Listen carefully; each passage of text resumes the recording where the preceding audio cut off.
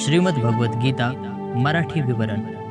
Subscribe करा सच्चिदानंदजी जाधव या YouTube चॅनलला आणि सोबतच्या बेल आयकॉनला दाबा प्रत्येक नवीन व्हिडिओचे अपडेट तुमच्यापर्यंत पोहोचण्यासाठी. पुंडलिक वरदा हरी विठ्ठल श्री ज्ञानदेव तुकाराम गोपाल कृष्ण भगवान की जय. पूर्व श्लोकात देहीच्या निर्विकारतेचे जे वर्णन झाले आहे, पुढील श्लोकात त्याचेच वर्णन दृष्टांत देऊन करीत आहेत. वासांसी जीर्णानि यथा विहाय नवानि गृह्णाति नरोपराणि तथा शरीराणि विहाय जीर्णान्यानि संयाति नवानि देही. अन्वय: नरः यथा जीर्णानि वासांसी विहाय अपराणि नवानि गृह्णाति तथा देही जीर्णानि शरीराणि विहाय अन्यानि नवानि संयाति. अर्थ: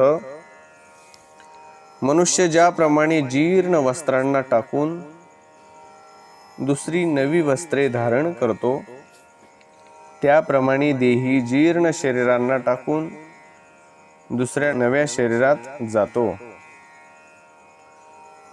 स्पष्टीकरण: वासांसी जीर्णानि यथा विहाय नवानि गृह्णाति नरोपराणि तथा शरीराणि विहाय जीर्णान्यानि संयाति नवानि देही.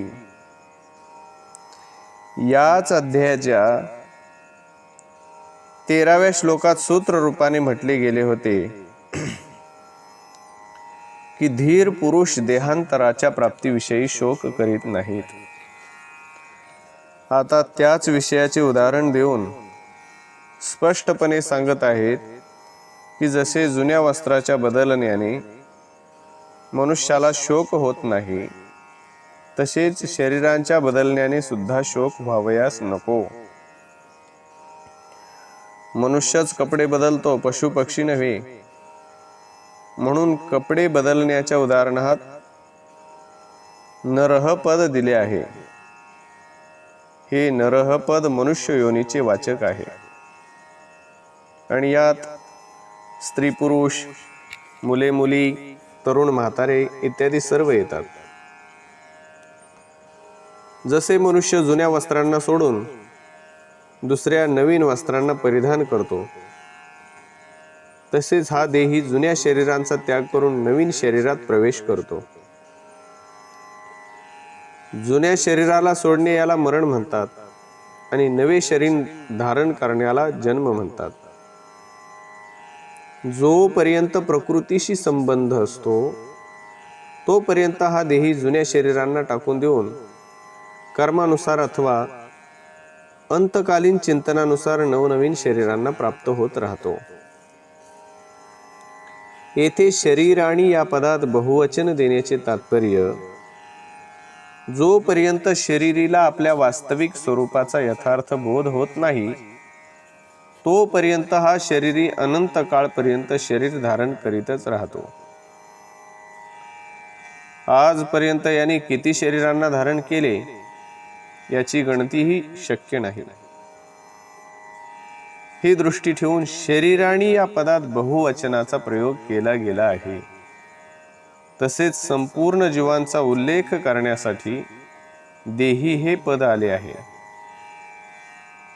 येथे श्लोकाच्या पूर्वार्धात तर जीर्ण वस्त्राविषयी म्हटले आहे आणि उत्तरार्धात तर जीर्ण शरीराविषयी म्हटले आहे.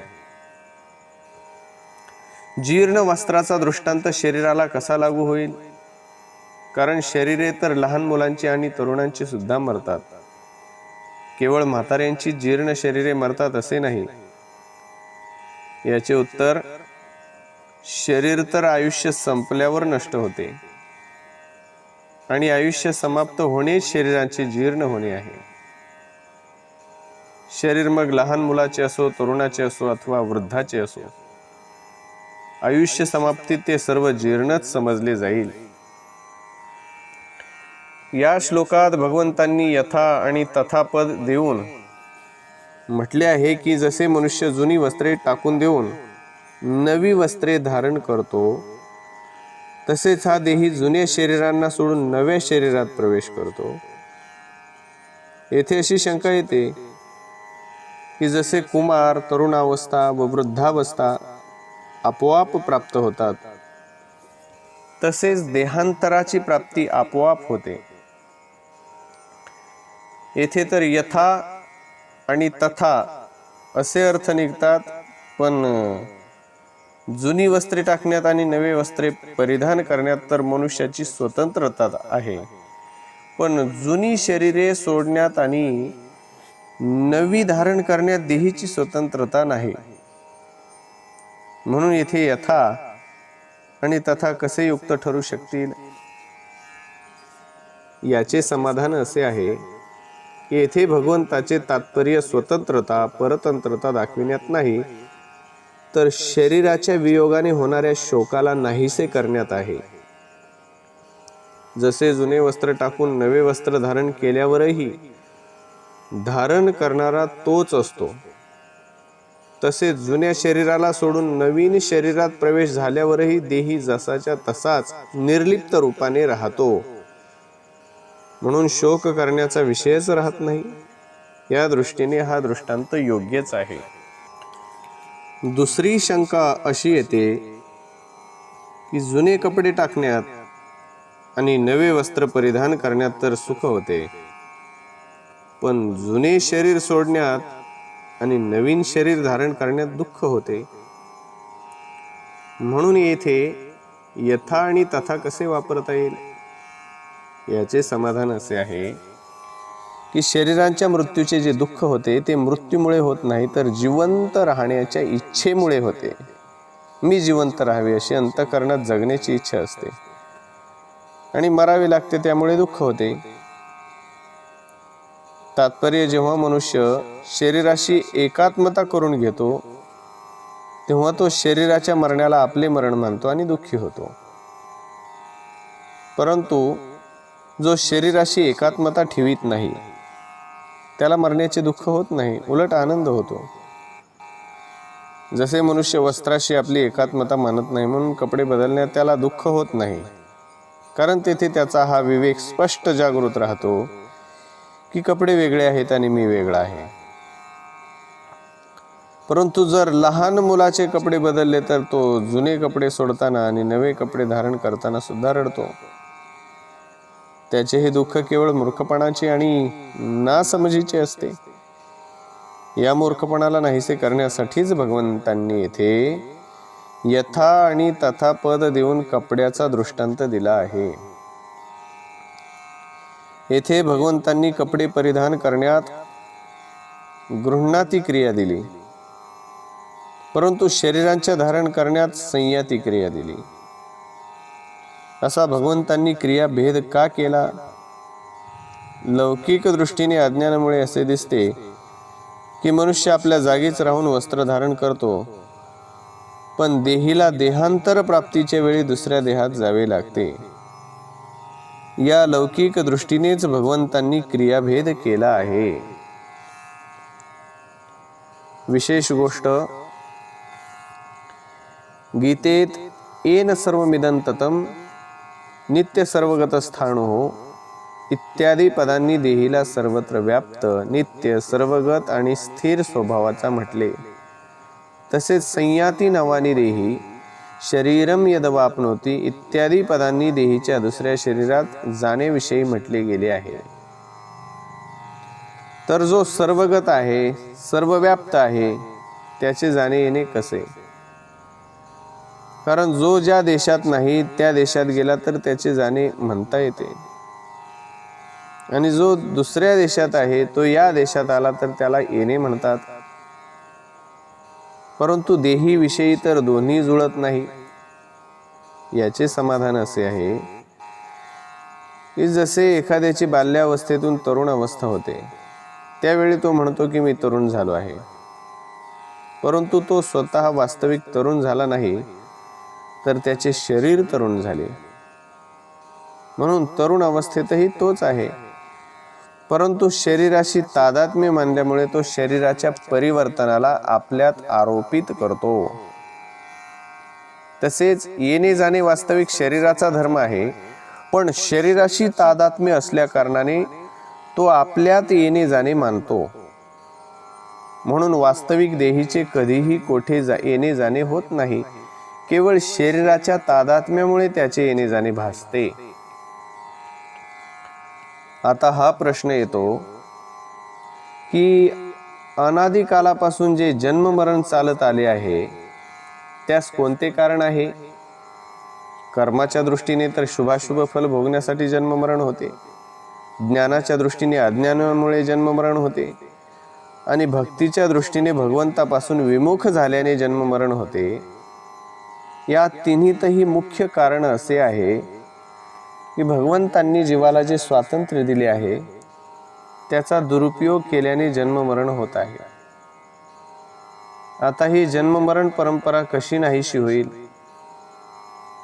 मिळालेल्या स्वातंत्र्याचा सदुपयोग केल्याने जन्म मरण नाहीसे होईल. तात्पर्य, आपल्या स्वार्थासाठी कर्म केल्यामुळे जन्म मरण झाले आहे, म्हणून आपल्या स्वार्थाचा त्याग करून दुसऱ्याच्या हितासाठी कर्म केल्याने जन्म मरण समाप्त होईल. आपल्या ज्ञानाचा अनादर केल्याने जन्म मरण झाले आहे, म्हणून आपल्या विवेकाचा आदर केल्यास जन्म मरण समाप्त होईल. भगवंतापासून विमुख झाल्याने जन्म मरण पाठीशी लागले आहे, म्हणून भगवंताशी सम्मुख झाल्यास जन्म मरण समाप्त होईल. परिशिष्ट भाव. मनुष्य नवनवीन वस्तू इच्छितो तर भगवानही त्याला नवनवीन वस्तू देत राहतात. शरीर जीर्ण झाले तर भगवान त्याला नवीन शरीर देतात. म्हणून नवनवीन इच्छा करणे हेच जन्म मरणाचे कारण आहे. नवनवीन इच्छा करणाऱ्याला अनंत कालापर्यंत नवनवीन वस्तू मिळत राहील. मनुष्यात एक इच्छाशक्ती आहे, एक प्राणशक्ती आहे. इच्छाशक्ती शिल्लक असताना प्राणशक्ती नष्ट झाली तर नवीन जन्म होतो. जर इच्छाशक्ती राहिली नाही तर प्राणशक्ती नष्ट झाली तरीही पुन्हा जन्म होत नाही. कोणताही दृष्टांत केवळ एका अंशात घटतो, संपूर्णपणे घटत नाही. येथे जीर्ण वस्त्रे टाकून नवीन वस्त्रे बदलण्याचा दृष्टांत केवळ या अंशात घटतो की जसे मनुष्य अनेक वस्त्रे धारण केल्यावरही एकच राहतो, तसे स्वयं अनेक योनीत अनेक शरीर धारण केल्यावरही एक राहतो. जसे जीर्ण वस्त्रे बदलल्याने आपण मरत नाही आणि नवीन वस्त्रे धारण केल्याने आपण जन्मत नाही, तसे जीर्ण शरीराला सोडल्याने आपण मरत नाही आणि नवीन शरीर धारण केल्याने आपण जन्मत नाही. तात्पर्य असे आहे की शरीर मरते, आपण मरत नाही. जर आपण मेलो तर मग पुण्य पापाचे फल कोण भोगेल? अन्य योनीत कोण जाईल? बंधन कोणाचे होईल? मुक्त कोण होईल? अशा प्रकारे दृष्टांत रूपाने शरीरीच्या निर्विकारतेचे वर्णन करून पुढच्या 3 श्लोकात त्याचेच वेगवेगळ्या प्रकाराने वर्णन करीत आहेत. ते पुढील भागात पाहूयात. पुंडलिक वरदा हरी विठ्ठल. श्री ज्ञानदेव तुकाराम. गोपाल कृष्ण भगवान की जय.